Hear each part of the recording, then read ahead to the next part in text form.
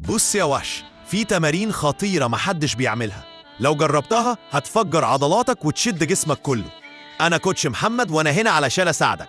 قبل ما نبدأ دوس لايك واشترك في القناة عشان يوصلك كل جديد. 1 بير كرول مع الضغط، 3 مجاميع في 10 خطوات بلس 5 ضغطات، هيقوي الكور والكتف وهيعلي لياقتك. 2 ريفرس بيربيز، 3 مجاميع في 12 عدة، رين يديك باور ويحرق سعرات. 3 كوساك سكوات مع دفع فوق بوزن جسمك أو دمبل، 3 مجاميع في 10 لكل رجل، بيفتح الحوض يقوي الرجلين ويشغل الكتف. 4 بوش أبس متفجرة على شكل إكس، 3 مجاميع في 8 ل10 للصدر والتراي وانفجار عضلي.